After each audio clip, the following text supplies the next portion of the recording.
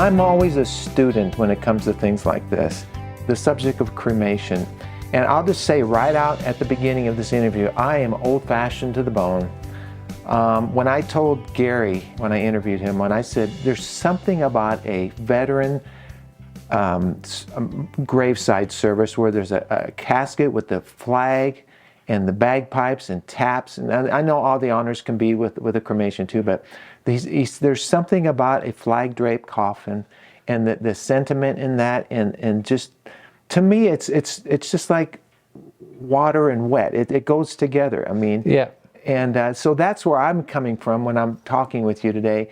And I'll be honest, when I look around the world today, I'm very grieved by the percentages and the NFDA's projected statistics and on and on and on. And my big question to you, and then we'll unravel it, but why are we seeing such an increase in cremation? I think there's several reasons behind it. First of all, you have a lot more people who are unchurched. I think you have a transient society.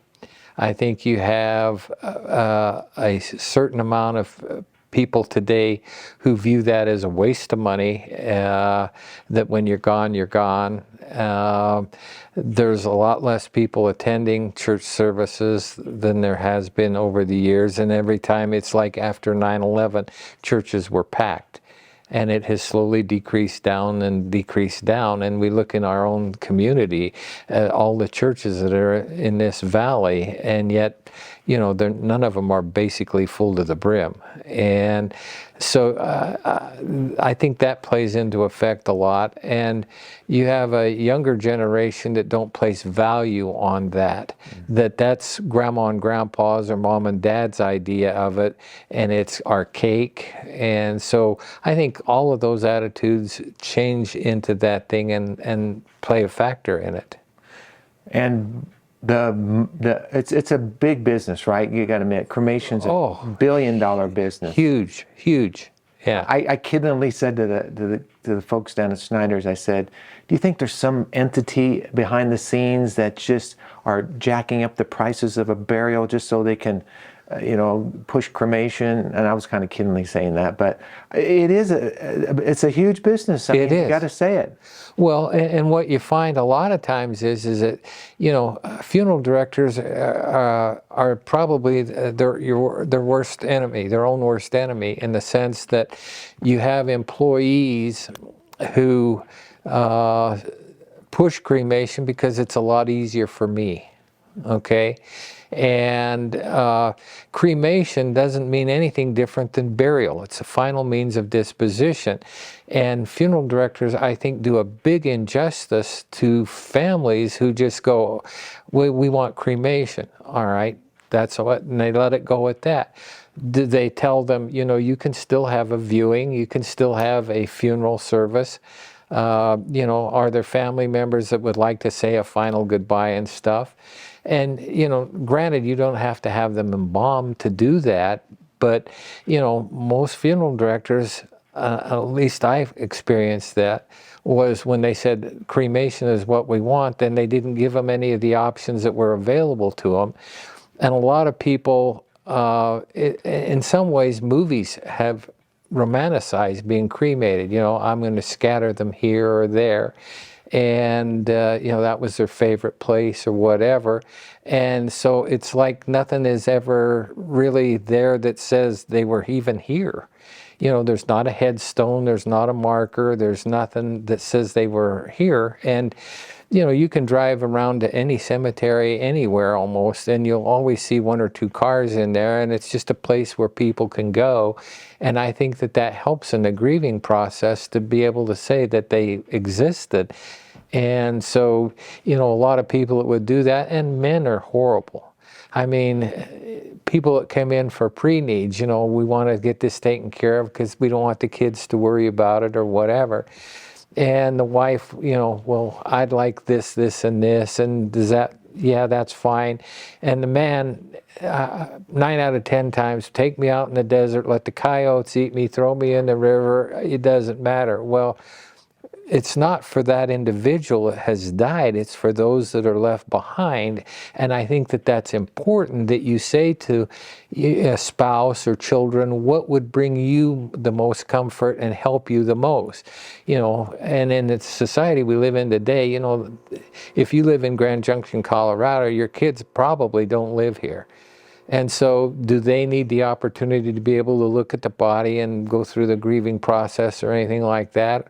Or, all right, Dad was cremated and I'm overseas and I'll be back, but where's he at now? Well, we scattered him on Grand Mesa, where I was kind of up there at the top someplace, and, just the opportunity, there's a finality of being able to view that person and see, say your goodbyes, whether they're embalmed or not, and have that ability to do that.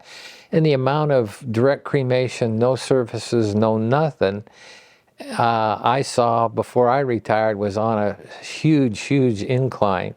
And then they'd come in and say, I get upset because people come up and, how's old Joe doing? Well, he died. Oh, I didn't know that. Well, he didn't want an obituary, he didn't want this, he didn't want that. And, people don't know that, they're just concerned, but it hurts the individual that are left behind. So you see that more and more all the time, I think.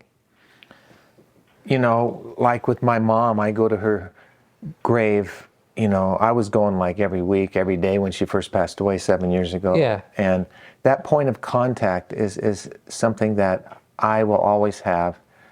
And that's so for the grieving process and everything. But you mentioned the word romanticized.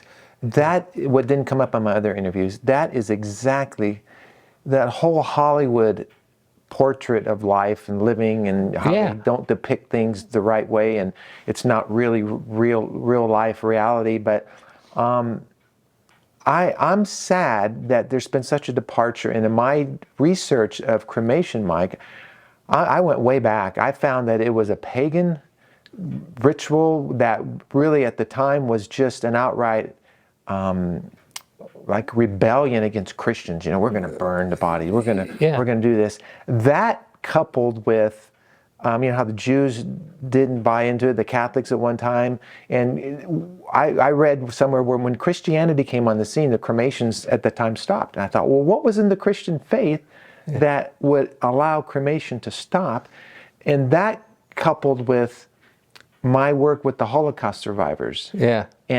And all of them talked about the ovens. The ovens of Treblinka and Auschwitz and Birkenau and Buchenwald and all these concentration camps. My eyes were in. So even before that, I related cremation with the Holocaust and the crematories and the bodies and a means of just, to me, it's just unnatural. Address some of the history of what I just shared. Well, the thing of it is like the Egyptians were probably the first to ever embalm a body, but you had to be of royal descent to have anything like that, or be extremely wealthy to have that procedure done.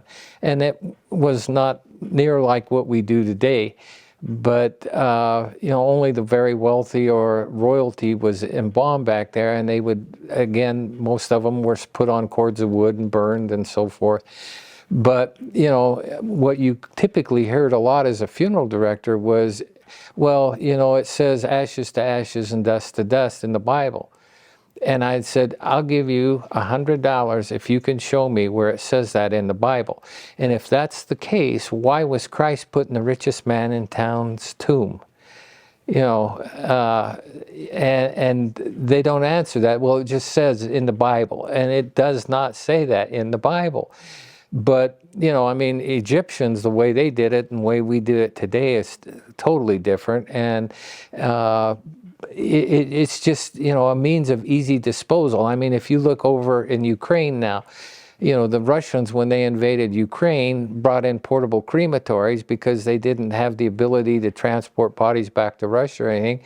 And they were just cremating them, and, it wasn't just one body in there and stuff. And then, maybe you get 30 your son, or, half, or, and if you got anything back. And so, I'm just sitting there dealing with people, how much easier that someone who has a conviction in whatever religion it may be. I mean, they have a religious conviction to that, how much easier they deal with the death of someone and the ability to be able to grieve and have something that says, there's something after this life. And it really started bothering me that, when you're dead, you're dead. It's a waste, just all it is a body and it's gone and that kind of thing. And it felt like, to me, it was just like you'd throw out garbage. And, and I'm not saying it's right or wrong, because everybody has their own ideas about what, house you like, car you like, food you like, or whatever. And some people, I guess, can live with that, but I'm kind of share your opinion in the fact that I'm more of a traditionalist. I want to be able to spend time with them before, they're buried or whatever, have the family ability to come in and say goodbye and that kind of stuff. I just think you heal better from it. And having that faith, whether it's Allah or God or whoever, gives you something to have hope for, that this isn't the end. And well, a big argument for those in the Christian faith against cremation is the fact that when Jesus comes back, he's going to resurrect the bodies. The dead in Christ shall rise first. We who are alive and remain shall be caught up together with him in the clouds. Right. And meet the Lord in the air, and so shall we ever be with the Lord. But and then the other scripture, the Bible says we are to glorify God in our bodies and in our spirits, which are God's. We are not our own. Right. And that whole mentality of the self-worth, just throw me to the dogs, doesn't matter. To me, that is nothing more than an attack on what God made good. Right. God created man and woman in his own image. Male and female created he them. It's an attack, and it's nothing, to me, it's an evolution, Mike. We've come from almost the dark age, well, not the dark ages, but we've come from a point where, traditional burial, 100 years ago, if we were having this conversation, we wouldn't be talking about cremation. Not at all. And to continue to throw into the mix, it's cheaper. Well, yes and no, but I asked Gary, Larry, and Tom, I said, if burial was cheaper than cremation, would things be different? And the consensus was no. No, it wouldn't. So because this excuse, it's cheaper, I'm not worth anything, where does that come from? That doesn't come from God. But Larry, I've had some cremation services that are, I want to have them embalmed, I want to have a viewing, I want to have a traditional funeral service, and then cremate, okay? And I want to bury those cremains on his or her mother or father's grave or whatever. That was their wish. So it's not always cheaper, but, and you see this play into effect with a lot of people, like I mentioned earlier. When you leave any religion where you believe that there's an afterlife, then it becomes a disposable, and we're in a disposable society. If your TV goes bad, you don't call a TV repairman anymore, you go buy a new TV. If your microwave goes bad, you don't get it repaired, you go buy a new microwave. And it's just, we're in a disposable generation at this point in time. And that is sad. It is. Mike, and that word, and you said it. I was hesitant to say it last time in the interviews, but the means of disposal. I mean, when you okay, without going into the process of what happens when you're cremated, but it's not a magic wand that's waved and then you have the ashes. It's an intense process to get to the point of the cremains. And again, my mind goes back to the Holocaust and how horrified those World War II veterans were when they came out of the camps and they liberated these camps. Yeah. And they said the ovens were still burning. Yeah. The bodies were still stacked up to throw into those incinerators.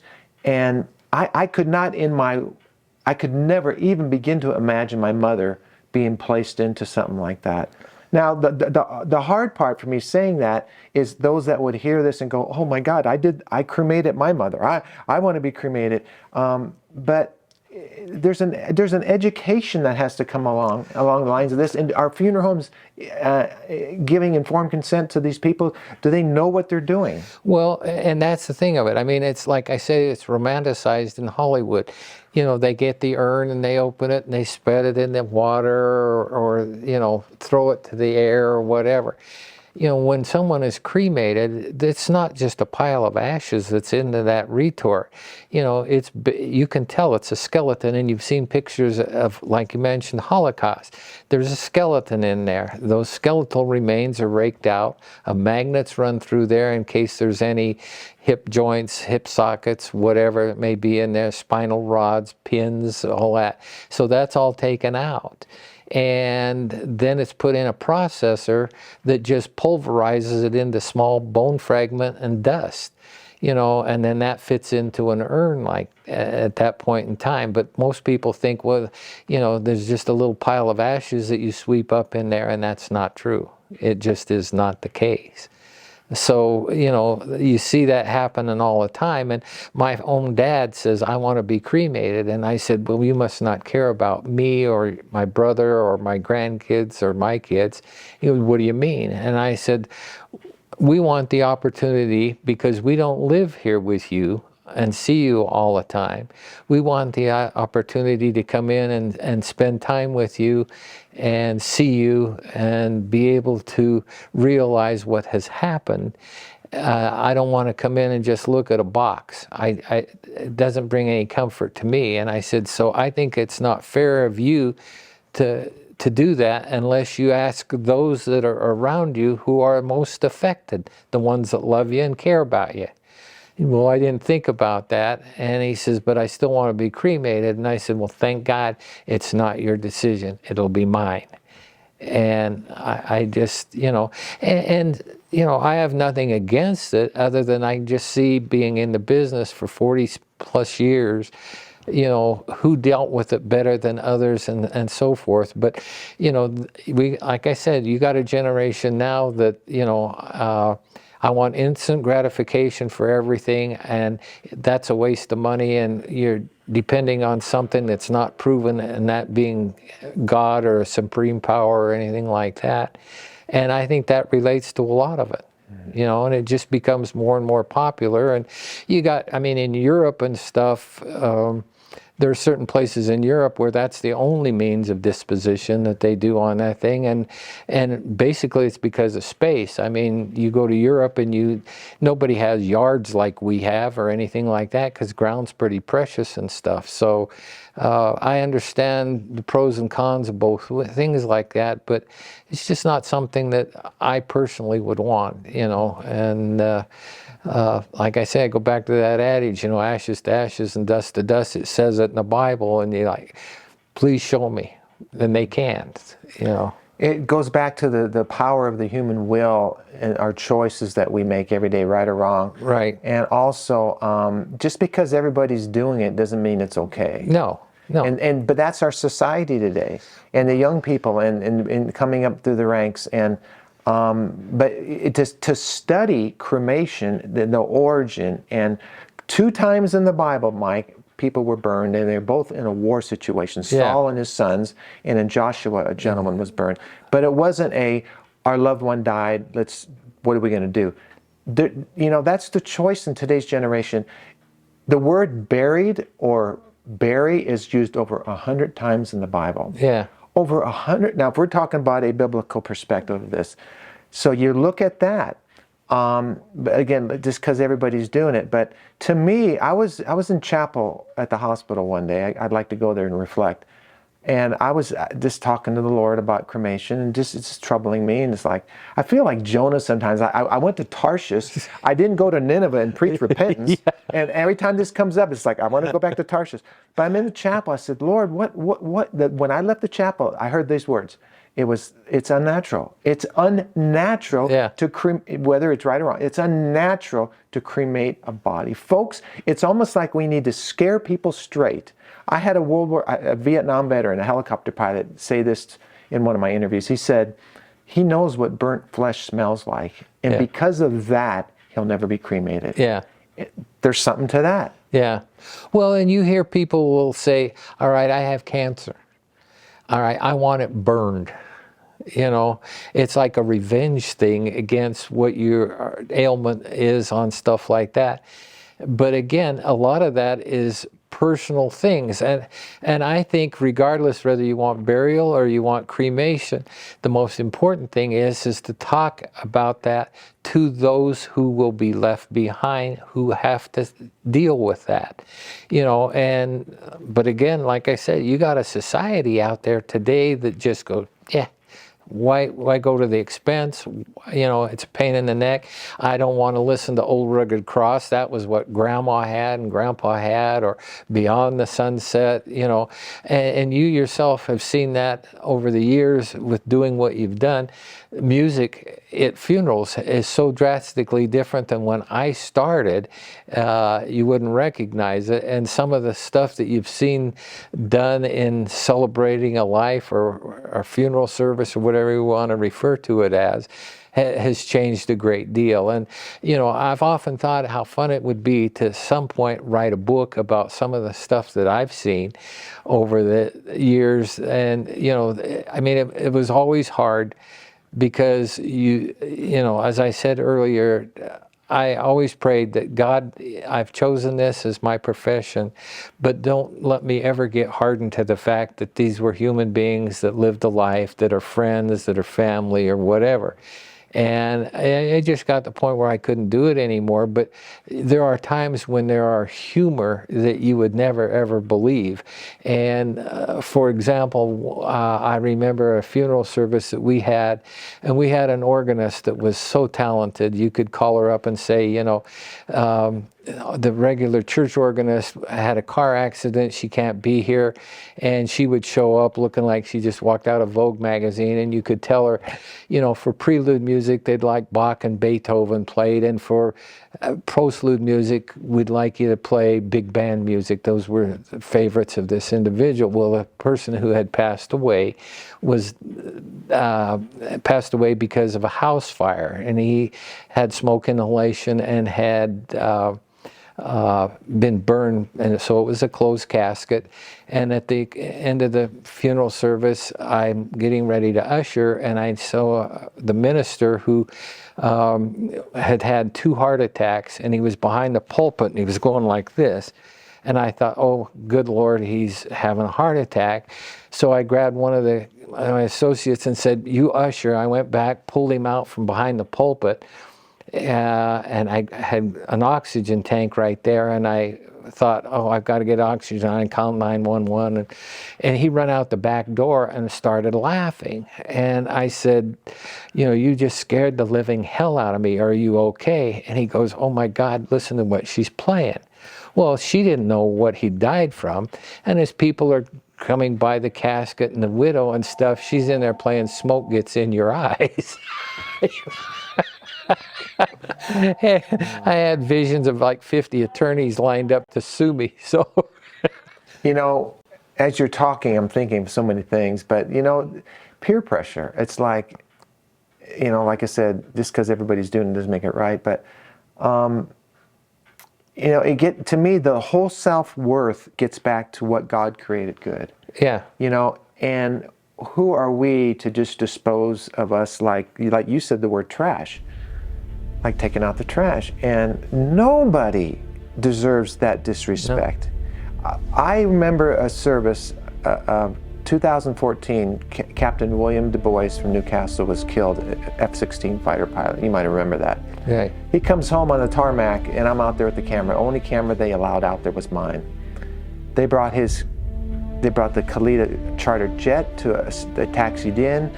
They opened the door. They let down the ramp, and everything was like slow motion that day. The casket was on like a conveyor belt. It came up and it came down, salutes, flag draped casket. You can imagine what shape this man was, and he was burnt up in an F-16. They buried him. Yeah.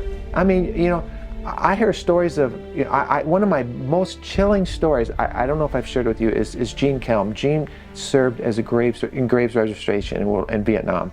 He was a licensed mortician with Clarence Gerke. Yeah. They went to mortician school together, and he went into the military as a mortician and worked in graves registration. And with tears in his eyes, he had kidney cancer when I interviewed him. He died after that. But with tears in his eyes, Mike, he told me how they would positively identify the remains or the bodies. Right. Everybody. So when that body or those remains came back home to the United States, when they opened up the casket, that family knew that was their son. Yeah, no question. And such honor. If it was a finger, a foot, an arm, or a complete body, they buried the whole body. They had a casket burial for just a part of a body. Yeah.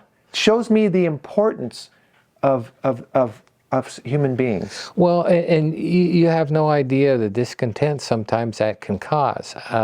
And I saw this on a regular basis where, all right, this may be a second marriage. You know, first wife was buried or first husband was buried, and now we have a new spouse. And so there are stepchildren on both sides. And the new spouse says, we're going to cremate. Well, you know, mom or dad is buried out there and that's what they wanted. And no, we're going to go ahead and cremate. Well, that new spouse has full legal say-so on what needs to be done. And you have no idea how many discontented family members that you deal with when you do that. And it put me in a bad position because I would say typically, all right, you know, we could still have a viewing and stuff and cremate and put those cremains out there. No, we're just going to cremate. And so here are children, grandchildren, brothers, sisters, you know, nieces, nephews and stuff who are anticipating coming to say goodbye to, you know, uncle, aunt, mom, dad, whatever. And there is no casket there or anything else. There's nothing but an urn there, and sometimes I didn't even want that, you know. So, and I understand everybody's needs are different and stuff like that, but again, I just relate to who's going to be affected the most. That has to be the thing. And like I say, men just kind of have a, you know, it doesn't matter, when you're dead, and, you know, take me out the river and float me down to Colorado or something. And you know, I think that's not fair to those that are left behind. I think something that affects your well-being and your mental stability, like a death does, I think has to be shared with everybody to get their opinion overall, because they're the ones that are really left behind to suffer. Yeah. Such wisdom you're sharing there. That I just so appreciate that. You know, I guess I mentioned the word like counseling as a funeral home director. You know, when families come in, you know, they want to serve the family and what their wishes are. But I kind of wondered if there's any type of counseling that goes on to families. Do you really understand what you're doing here, or do you just say, okay? I mean, I would almost be tempted to say, you know, you might want to think about this, you know, and what we're discussing here, and, or, you know, making it, you know, something to read. I don't know, in all the pre-need information out there, is there anything that compares burial with cremation? Well, you know, like I said, funeral directors sometimes are the worst enemies, because you can't control and meet with every single family that walks in there if you have a firm the size that we had. But I always used to just say, well, you know, when you talk about cremation, do you still want to have a visitation where people can say goodbye?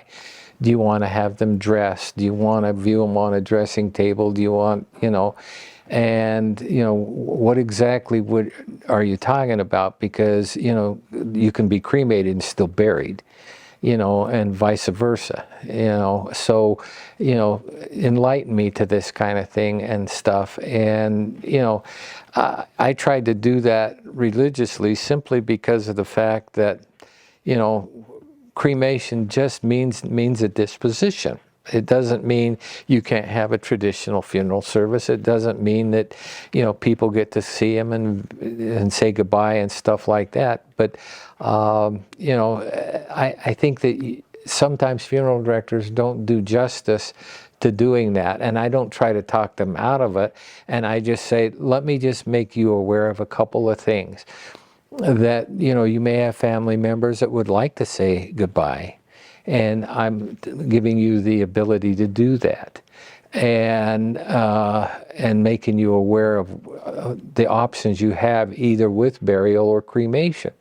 And so I think that not that mine is the only way and right way, but I just felt like, you need to make them aware of what that decision or what that request was really about, because there are, funerals are something people have no clue about, and I'd be scared to death to go in a funeral home. Well, you should be more afraid out on the street than you are in a funeral home. But giving them those options, I had more people thank me for, I didn't know we could do this or this or this. And some funeral directors, cremation, good enough, that's what we're doing, and it's just done.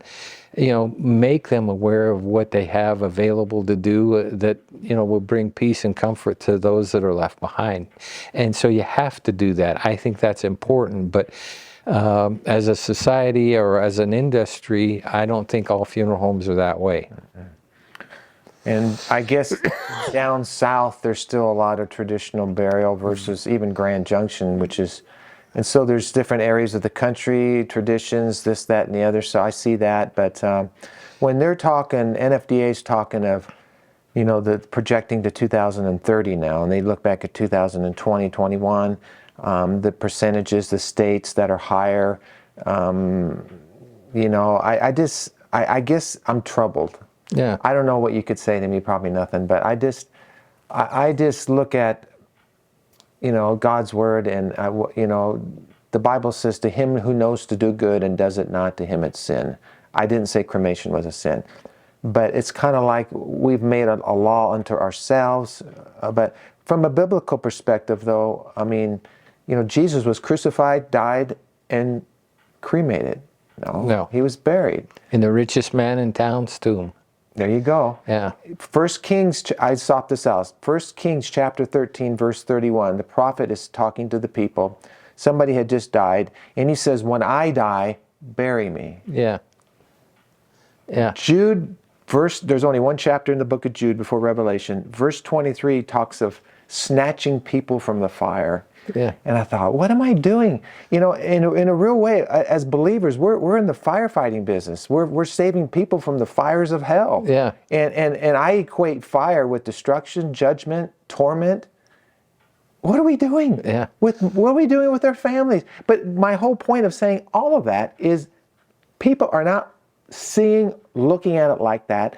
They're really not making informed consensus a lot of times, because they're going with the flow. Yeah. Well, that's the thing. And cremation started on the coastal areas, and it's moving closer and closer and closer in.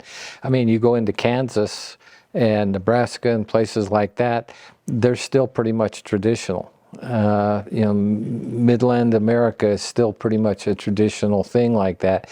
But, even the older generations, you're getting less and less and less. I think we were running somewhere in the neighborhood of about 80% cremation, but not all of it was direct disposal, like we would refer to it as and stuff. But again, I think there's a multitude of different causes for that. Like I said, faith in any type of religion, disposable society, God is dead. This is the easiest way to do it, the most economical. And let's face it, right now you have a lot of people that are worried about the space. All right, we're never going to run out of burial space. But they use that as an excuse. I don't want to take up something, extra space. And these are the same people who are saying, I want a natural burial. I don't want to be embalmed. I don't want to be put in a casket. Wrap me in a sheet and just bury me and put a tree there. Seeing what I've seen in here, you can buy pods now to put a body in that has seeds in it. so that you bury that, and the disposition of the body, the decay of the body will help feed this tree, and you create a tree. You know, cremation, you can have the cremains made into a diamond ring. You can make, you know, you can have them shipped into outer space in capsules. I mean, it is just, you sit back and just think, oh my God, you know, this is just not what I consider respectable. You know, but again, I think some of that is, you know, it's kind of, you know, dramatic, and you see it in movies all the time. You know, I mean, we had a service where he was shot out of a cannon, the cremains. I mean, it just goes on and on and on, and you can get shotgun shells with cremains loaded in them, you know, and take them out and shoot them. I mean, it just, I don't know, it just got to the point where you think, my God, you've heard everything until this comes along. And it's just getting more and more and more. And people fall for this kind of stuff and then come in later and go, you know, I'm having a tough time dealing with this.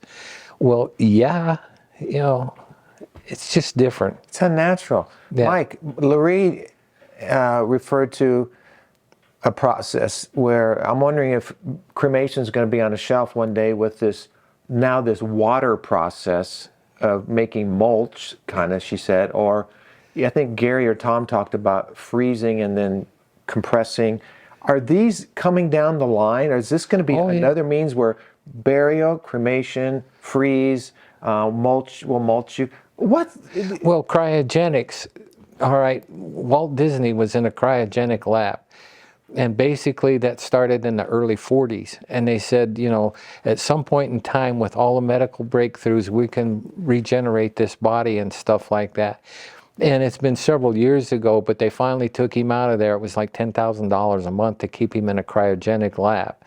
And finally buried his remains. But, you know, I mean, some of these new things there's some where you can put in there and chemicals will reduce it to basically a cream.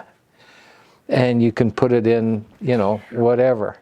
And I mean, urns and stuff. I mean, I've used coffee cans, ammo cans, Harley Davidson gas tanks.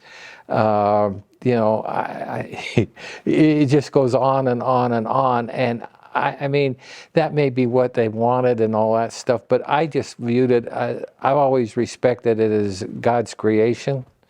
And, you know, you were made in his image, and I just think, you know, I don't want to put God in a Folgers coffee can or, you know.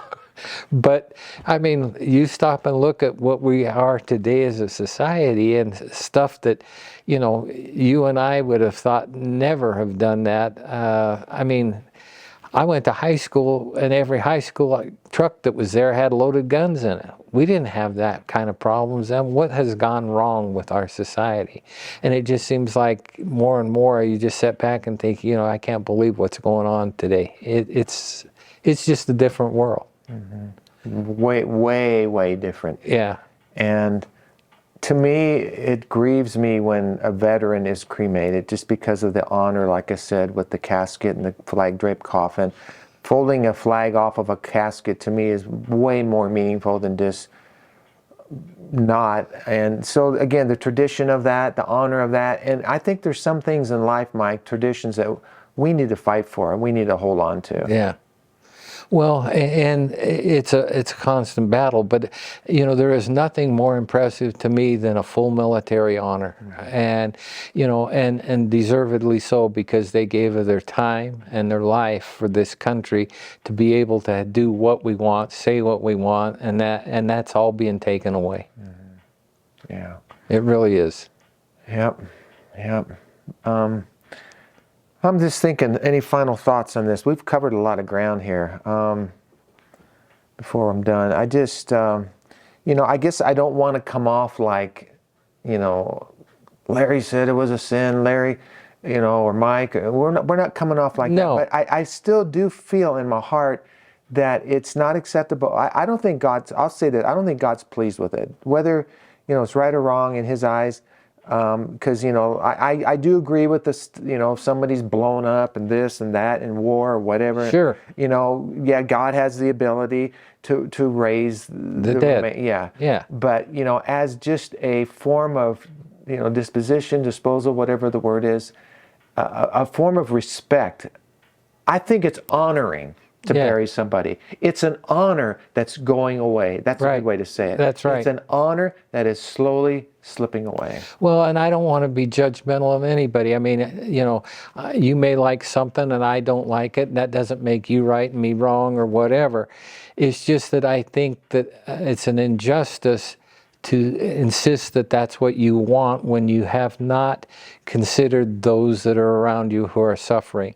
And I think funeral directors need to be more aggressive in being able to tell them, all right, burial and cremation just means that's what's going to happen to the body, but you want to be able to honor it, to say goodbye, to, and I don't care what religion you are, I just think that that's important to do so. And they, on the other hand, you may have people that go, well, I still am honoring them by doing this and this and that, but I saw families constantly that kept coming in there that would say, well, I wish they wouldn't have cremated him. I would have liked to have said goodbye or whatever. And I always gave them the option, we don't have to embalm them, but if it's within 3 or 4 or 5 days, they'll still look fine. I'll close their mouth and their eyes and shave them or do their hair and all that stuff, and you can still say goodbye. But a lot of funeral homes don't do that. A lot of them just go, oh, you want cremation? Boom, it's done. And that's the way you do it. And it is not always the least expensive because, most funeral homes have a selection of everything from a cardboard box all the way up to solid wood caskets. And so, and we've done that. It's just, I wouldn't put them in a cardboard box. Then the next family walks in, I'm not going to spend money on that. All I want's that cardboard box. And people even get upset with saying, you want, at that time, $75 for that cardboard box. Well, something they did not know at the time was that it had to have body fluids, and I can't go get like a refrigerator box and do it. And I'm thinking, my God, what's wrong with you? Well, why do you have to do that? And you don't want to get graphic, but you try to tell them, try to pick up somebody who's dead that has totally limber and get them in a crematory. You can't do it. It just, I don't know, there's just so much out there that people don't know about and is romanticized by, here it goes in and it comes out and then we go to the favorite lake, or this is where we first met, and we scatter them and I used to have to tell people, now you need to be aware of the fact that when you scatter those, there's a tag in there, 2 tags. One looks like a hospital bracelet and the other one's going to be a metal tag. Do not leave that wherever you scatter them. Well, why? Because somebody will find it and go, what is this? And it'll say, the name of the funeral home and have a number on it. Well, what's that for? Well, that's to make sure that that person, when we've picked them up, we've put an ID tag on them that says who they are. And then when they're cremated, that tag is cut off and put in with the urn, and a metal tag with a number is logged into a book here, so we know who that is anytime that's opened and who's in the crematory and who isn't. So there's never a chance of being mixed up. And you see stuff like here, we've had instances in this state. Look at Montrose. I don't want to say goodbye anymore. I've said my goodbyes already. And so what did they end up with kitty litter and cement? That body was gone to Timbuktu, or, they've taken the head, or they've taken the spine, or they've taken this and that and sold it. And we're going to give you a better deal on that. And so people go, oh, well, that'll help other people. Yeah, it helped the funeral home, and that's why there's licensing in this state is a joke. We used to get calls from other funeral homes out of state. Have you been to mortuary school? Yes. Are you licensed in other states? Yes. All right, then I'd like you to pick this person up and embalm them for me or whatever. And it's created a problem. And this one in Penrose is all, that's natural burial. Well, letting them set in there and decay, 150 some bodies in there, and you were ankle deep in human waste. It's just, I think if you love somebody, you have to respect them, and vice versa. Your wishes have to be, you have to ask for the respect of what they want. And I just think that that's vitally important. Mm-hmm. Do you miss the industry?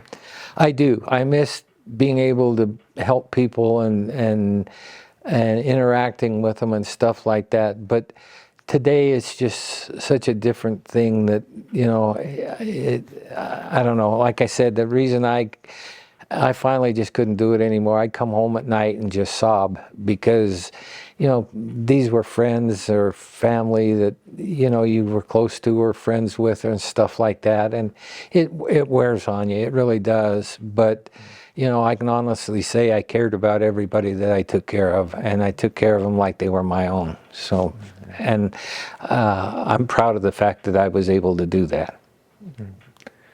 That's why we like you, Mike. Huh. I had another question along the lines of your work. Oh, when you're working, did you ever think someday you're going to be one of the people that's going to be handled? I mean, everything you were doing, someday somebody's probably going to do all that to you. Yeah. Oh, yeah. You thought about that? It's like... Is that a scary thought? No, not really. It isn't. I mean, if you and I were to go out to a restaurant today and you said, this is a friend of mine, he's Mike Blackburn, he was a mortician. Oh, I had a friend who worked at a funeral home and he didn't like it because it set up. In 46 years in the business, I never had a body set up. I never talked to another funeral home that had it set up, but you can't argue with it and just, oh yeah, you go along with that. Well, and I have to look at it at this point, that's my body that was created in God's image, but I'm not there. I'm in God's hands and God's care at that time, hopefully. And so, that doesn't bother me. And it's like when I was in mortuary school, one of the guys says, I don't think I can cut them. And he goes, you don't cut them, you make an incision. But you have to look at it like you have vintage cars.